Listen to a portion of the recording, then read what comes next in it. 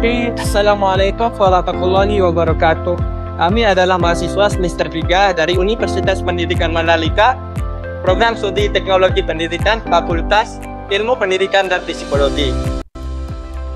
Baik, tujuan video ini adalah untuk memenuhi tugas kelompok evaluasi pendidikan yang diampu oleh Ibu Wiwin Kurniawati MPD. Ini saya akan memperkenalkan anggota kelompok 1, yaitu ada Muhammad Wizarki NIM 23161009. Selanjutnya ada Izatul Munawaroh NIM 23161012, dan saya sendiri Arsya Syarifah Yuni NIM 23161022.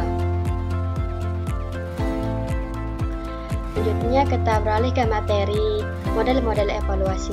Seiring dengan perkembangan ilmu pendidikan, muncul berbagai teori dan pendekatan dalam mengevaluasi proses pembelajaran. Hal ini dimulai dari kesadaran bahwa untuk mencapai tujuan pendidikan yang optimal, diperlukan alat evaluasi yang tidak hanya mengukur hasil akhir, tetapi juga proses dan berbagai faktor lain yang mempengaruhi pembelajaran. Berbagai model evaluasi telah dikembangkan untuk menjawab tantangan ini, termasuk model yang berfokus pada hasil belajar, proses pembelajaran, dan kualitas program. Berikut model-model evaluasi yaitu Goal Oriented Evaluation Model, Goal Free Evaluation Model, Formative Summative Evaluation Model, Countenance Evaluation Model, CSC-UCLA Evaluation Model, CHIP Evaluation Model, Discrepancy Evaluation Model, The Level Role Model atau model evaluasi Kirkpatrick, Congruency Model, 5 Level of Evaluation Model, dan Part Model. Goal Oriented Evaluation Model, istilahnya yaitu Objective Oriented Evaluation Model. Yang kedua, Objective Oriented Average. Yang ketiga, Behavioral Objective Average. Goal Oriented Evaluation Model ini merupakan model yang muncul paling awal yang menjadi objek pengamatan. Pada model ini adalah tujuan dari program yang sudah ditempatkan jauh sebelum program dimulai. Model ini dikembangkan oleh Taylor. Proses evaluasi dilaksanakan dengan tahapan sebagai berikut. 1. Tujuan program, layanan, dan investasi. Yang kedua, perumusan tujuan menjadi indikator kuantitatif dan kualitatif. Yang ketiga, pengembangan desain dan instrumen. Dan yang keempat, evaluator memastikan aktivitas program telah lahir, menganalisis data atau informasi, mencapai indikator tujuan. 6. Kesimpulan, tujuan tercapai sepenuhnya, sebagian dan tidak tercapai. 7. Keputusan pemanfaatan hasil evaluasi program. Taylor menetapkan 7 langkah untuk menilai tujuan program atau kegiatan pendidikan telah dicapai sebagai berikut. Yang pertama, penetapan tujuan umum. Yang kedua, pengelolaan sasaran atau tujuan. Yang ketiga, mendefinisikan tujuan dalam teks istilah perilaku. Yang keempat, menuntut situasi di mana pencapaian tujuan dapat ditujukan. Yang kelima, menggambarkan atau memilih teknik pengukuran. Yang keenam, mengumpulkan data kinerja. Yang ketujuh, membandingkan data kinerja dengan perilaku yang menggambarkan tujuan. Kekuatannya, yang pertama, sistematis dan mudah dipahami. 2. Fokus pada tujuan. 3. Mudah diterapkan.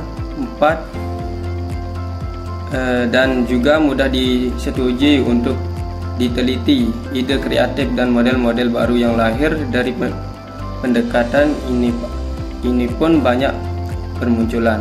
Kelemahannya atau kekurangannya, komponen evaluasi yang real lebih menekankan pengukuran di tujuan pencapaian daripada keberhargaan tujuan itu sendiri.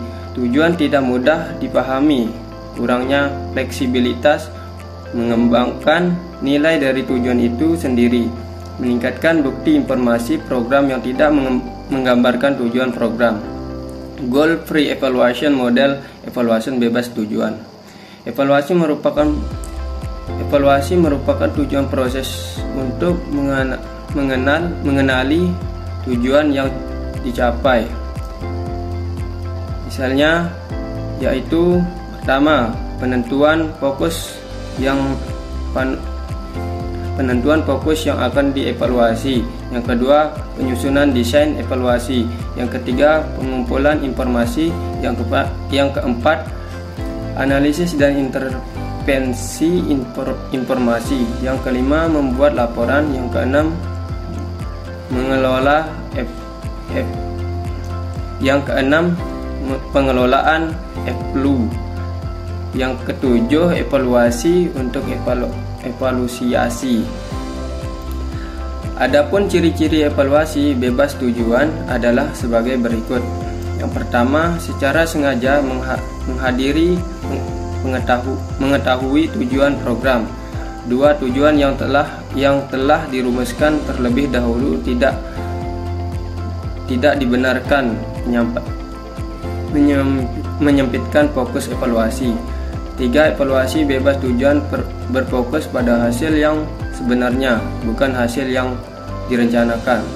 4. Hubungan evaluator dan manajer atau dengan karyawan proyek dibuat seminimal mungkin. 5. Evaluasi menambahkan kemungkinan ditemukan dampak yang tidak diramalkan. Langkah-langkah dalam menerapkan goal free model yaitu desain evaluasi, pemilihan penilaian, evaluasi goal free, perumusan rekomendasi kebijakan. Kelemahannya, yang pertama, memungkinkan evaluator memilih hasil dari sudut pandang yang lebih luas daripada hanya terbatas pada tujuan program. Yang kedua, penilaian komprehensif. Yang ketiga, menghadiri retorika tujuan sejati, di mana tujuan yang sudah ditentukan sejak awal dapat terlewat dari hasil-hasil yang penting. Formative summative evaluation model. Michael Sripan mengembangkan model lain, yaitu model formative dan summative. Model ini menunjukkan adanya tahapan yang lingkup objek yang dievaluasi, yaitu evaluasi yang dilakukan pada waktu program masih berjalan atau disebut evaluasi formatif. Dan ketika program studi selesai atau berakhir disebut evaluasi sumatif. Tujuan evaluasi formatif dan sumatif. Yang pertama, evaluasi formatif mengukur hasil pelaksanaan program secara periodik. Yang kedua,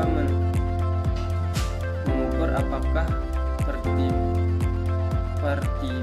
partisipan bergerak ke arah tujuan yang direncanakan. Ketiga, mengukur apakah sumber telah dipengaruhkan sesuai dengan rencana. Yang keempat, menentukan koreksi apa yang harus dilakukan jika terjadi penyimpangan. Yang kelima, memberikan umpan balik. Tujuan yang kedua adalah evaluasi sumatif. Yang pertama, sulit mengukur keberhasilan program. Kedua, risiko mengabaikan aspek penting. Yang ketiga, membutuhkan evaluator yang berpengalaman. Yang keempat, membutuhkan waktu dan sumber daya yang lebih banyak.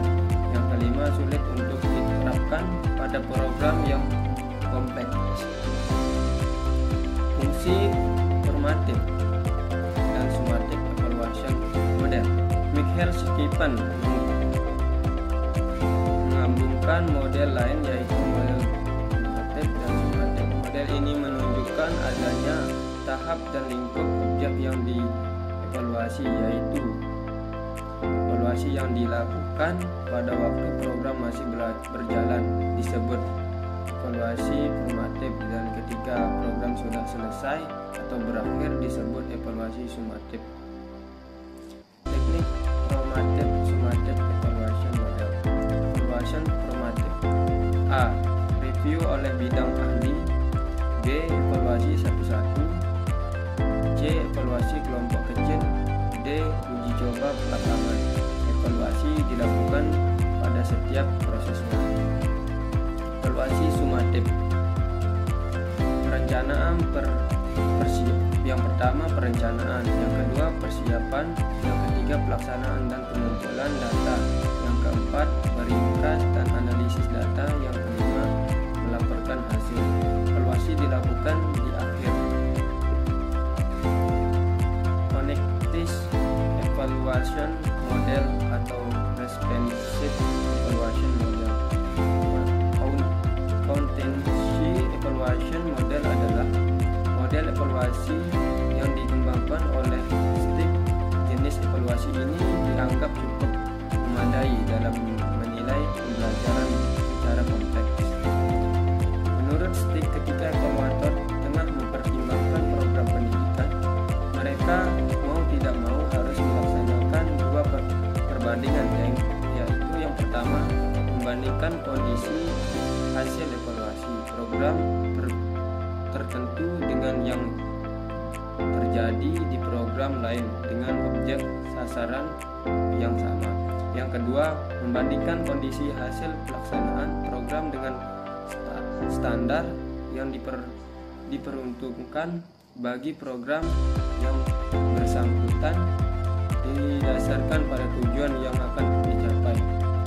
Contingency evaluation model atau responsive evaluation model. Aspek intensive atau konteks dan input. Pertama, berdasarkan hasil analisis terhadap beberapa aspek yang menjadi bagian dari konteks program, antara lain kesesuaian program dengan latar belakang, visi dan misi, proses sosialisasi serta didik, menega pendidikan, landasan formal dalam bidang pendidikan. B. Hasil analisis terhadap aspek manajemen sebagai dari input program. C. Pembiayaan program. D. Strategi keberhasilan program. E. Saranan dan saranan dan prasaran. Aspek transaction atau proses. Perencanaan pembelajaran. Yang pertama perencanaan dan pembelajaran, yang kedua penggunaan metode pembelajaran, tiga penggunaan TIK atau media dan alat peraga, yang keempat interaksi pendidik dan peserta didik, yang kelima kemampuan peserta didik dalam mengikuti proses pembelajaran. Aspek outcome atau hasil. Setelah diketahui komponen-komponen apa saja yang diperlukan dievaluasi, selanjutnya adalah langkah evaluasi. Model stick atau contention setidaknya harus mengandung langkah-langkah berikut. Yang pertama, menerangkan program. Yang kedua, melaporkan keterangan tersebut kepada pihak yang berkepentingan. Yang ketiga, mendapatkan dan menganalisa judgment. Yang keempat, melaporkan hasil analisis kepada pelanggan. Kelebihan dan kekurangan dari evaluation. Yang pertama, kelebihannya memiliki pendekatan holistik dalam evaluasi.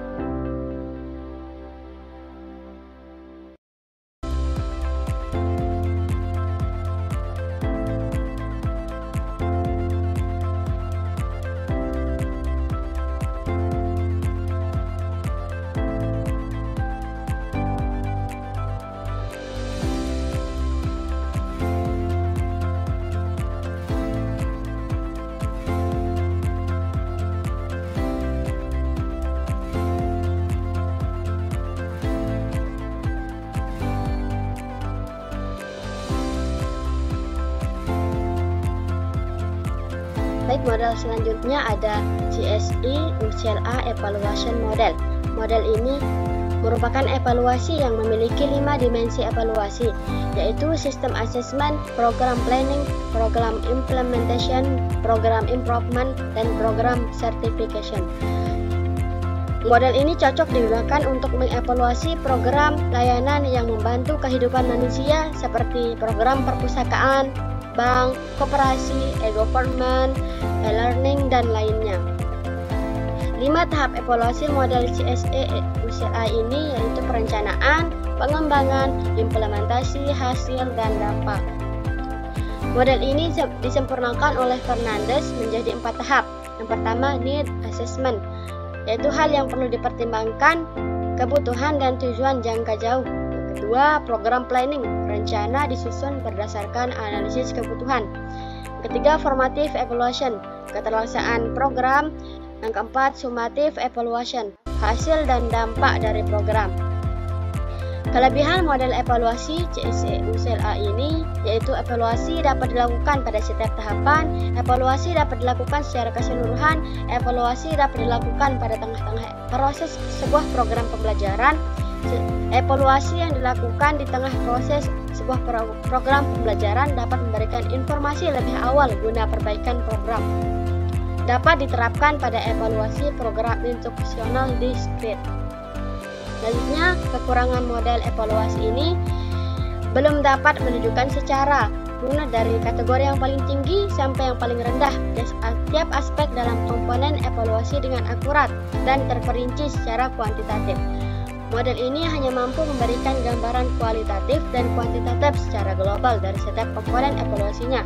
Pandangan evaluator mungkin tidak sejalan dengan pandangan pengambilan keputusan. Ketetapan penentuan model ini yaitu penentuan model evaluasi program mengandung makna bahwa harapan keratan atau tautan antar evaluasi program dengan jenis program yang dievaluasi.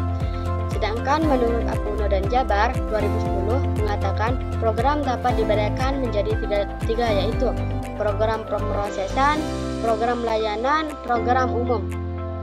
Selanjutnya, keunggulan model ini perbaikan dan mengembangkan program, menyajikan informasi yang berkaitan dengan pengambilan keputusan, memberikan umpan balik untuk menyusun program yang berkelanjutan.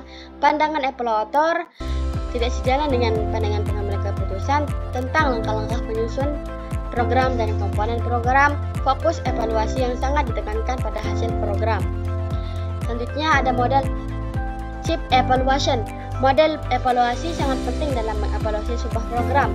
Menurut Ritonga FL 2019, model evaluasi adalah suatu kerangka kerja yang digunakan untuk mengevaluasi suatu sistem atau program. Model evaluasi dapat digunakan untuk mengevaluasi berbagai aspek dari suatu sistem atau program seperti efektivitas, efisiensi, keandalan, dan keamanan. Model ini terdiri dari 4 komponen utama yaitu konteks, input, proses, dan produk. Langkah-langkah evaluasi model CHIP. Yang pertama, memfokuskan evaluasi. Yang kedua, mendesain evaluasi, mengumpulkan informasi, menganalisis informasi, dan melaporkan hasil evaluasi. Agar hasil evaluasi dapat maksimal, maka perlu dilakukan analisis data. Dalam evaluasi program pendidikan, analisis data dapat dilaksanakan melalui tahapan sebagai berikut. Yang pertama, tabulasi data. Yang kedua, pengolahan data. Yang ketiga, pengolahan data dengan komputer. Kelebihan evaluasi CHIP ini komprehensif, dapat dipersonalisasi, menekankan interaksi kontekstual, memberikan masukan untuk perbaikan. Kekurangannya memerlukan sumber daya yang cukup, membutuhkan kompetensi evaluasi yang tinggi, tidak dapat digunakan secara mandiri. Selanjutnya ada disparency model. Diskrepansi model merupakan salah satu model yang dapat dipergunakan untuk mengevaluasi suatu program. Model evaluasi ini menekankan pada pandangan adanya kesenjangan di dalam pelaksanaan program, di mana evaluator mengukur adanya perbedaan antara yang seharusnya dicapai dengan yang sudah real dicapai di setiap komponen program. Tahap desain staf komponen diskrepansi model. Yang pertama ada tahap desain, staf mengorganisir gambar tujuan, proses atau aktivitas dan menggambarkan sumber daya yang dibutuhkan. Yang kedua ada tahap instalasi. Definisi program menjadi standar baku untuk diperbandingkan dengan penilaian operasi awal program. Gagasannya adalah untuk menentukan sama dan sebangun sudah atau belumnya program telah diterapkan sebagaimana desainnya. Yang ketiga, tahap proses. Evaluasi ditandai dengan pengumpulan data untuk menjaga keterlaksanaan program. Gagasannya adalah memperhatikan dampak awal, pengaruh, dan efek. Yang keempat, tahap produk. Pengumpulan data dan analisa yang membantu ke arah penentuan tingkat capaian sasaran dari outcome. Yang kelima, tahap cost benefit. Menunjukkan peluang untuk memastikan hasil dan yang dicapai oleh pendekatan lain yang serupa. Keunggulan diferensi model ini dapat membantu pertimbangan atas kekurangan atau kelebihan suatu program berdasarkan standar yang telah ditetapkan. Kedua, model ini dapat menggunakan pendekatan formatif dan berorientasi pada analisis sistem. Yang ketiga, model ini merupakan prosedur dari problem solving. Yang keempat, dapat melakukan perbandingan pada capaian program pada waktu yang sama, mengidentifikasi standar yang akan digunakan selanjutnya.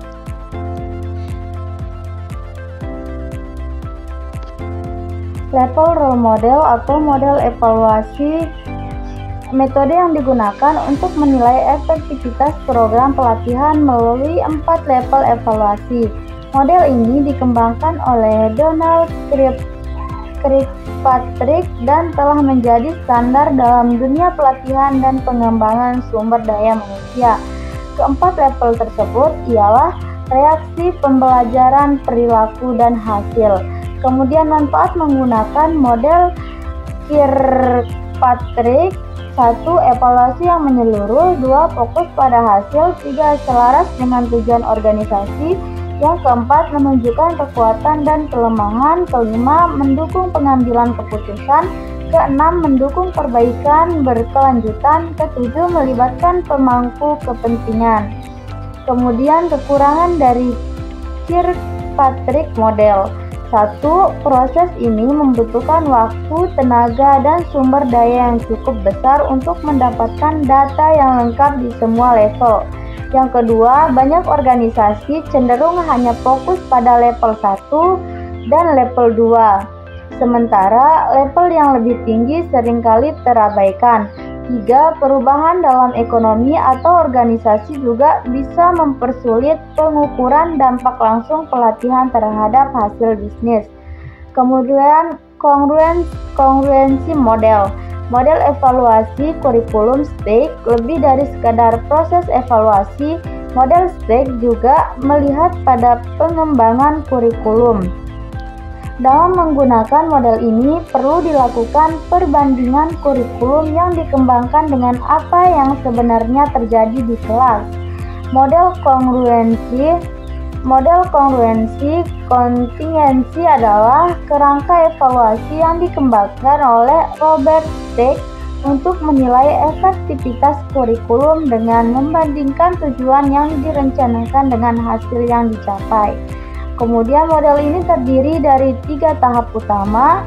Yang pertama persyaratan, yang kedua transaksi, dan yang terakhir hasil. Kelebihannya yaitu pendekatan holistik, fleksibilitas, fokus pada stakeholder, deskripsi yang mendalam, dan pengumpulan data beragam. Kemudian kekurangannya yaitu pendekatan yang terlalu subjektif, minimanya penekanan pada data kuantitatif, biaya dan waktu yang tinggi, ketidakpastian dalam hasil, dan keterbatasan dalam pengumpulan data. 5 level of evaluation. 5 tingkat evaluasi Kaufman adalah pengembangan 4 tingkat Kirkpatrick, di mana model Kirkpatrick membagi evaluasi berdasarkan jenis dampaknya, terutama kepada pelajar, sedangkan model Kaufman mengevaluasi berdampak pada kelompok yang berbeda. Kaufman memperluas kerangka Kirkpatrick dengan mendefinisikan level termasuk kemungkinan dari berbagai sumber daya dan masukan yang penting untuk berhasil, serta menambahkan level 5 evaluasi pada perhatian pada aspek sosial dan respon dari organisasi. Kemudian model 5 level of evaluation yang dikembangkan oleh Roger Kaufman. Model Kaufman juga membagi tingkat-tingkat tersebut menjadi istilah mikro, makro, dan mega. 1. Input atau proses. 2. Akuisisi. 3. Penerapan mikro. 4. Manfaat organisasi makro. 5. Hasil mega. 5. Hasil sosial mega. Kelebihan 1. Analisis mendetail. 2. Pemisahan input dan proses fokus pada berbagai tingkat klien. 4. Analisis dampak yang luas. 5. Fleksibilitas dalam implementasi. Kemudian kekurangan 1. Kurangnya penekanan pada pembelajaran informal. 2. Terlalu banyak tingkat. 3. Fokus terhadap sumber daya dan proses. 4. Kesulitan dalam mengukur dampak sosial. First, Program Evaluation and Review Technique Model. FERT adalah teknik analisis yang dirancang untuk membantu manajer proyek dalam memperkirakan waktu yang dibutuhkan untuk menyelesaikan proyek dengan mempertimbangkan ketidakpastian dalam durasi tugas. Kemudian model ini awalnya dikembangkan oleh Angkatan Laut Amerika Serikat pada tahun 1958 untuk proyek Polaris yang melibatkan banyak kontraktor dan kompleksitas tinggi. Kemudian model FERT, Program Evaluation and Review Technique, adalah alat manajemen proyek yang digunakan untuk merencanakan, mengorganisir, dan mengordinasikan tugas-tugas dalam suatu proyek. Berikut penjelasan lebih lanjut mengenai model ini. Komponen utama FERT. 1. Node atau simbol mewakili peristiwa atau milestone dalam proyek, biasanya digambarkan sebagai lingkungan atau persegi. 2. Vektor atau garis menghubungkan node dari menunjukkan hubungan antara tugas yang harus diselesaikan. 3. Estimasi waktu. FERT menggunakan 3 estimasi waktu untuk setiap tugas. 1. Optimistic time atau waktu tercepat yang mungkin untuk menyelesaikan tugas. 2.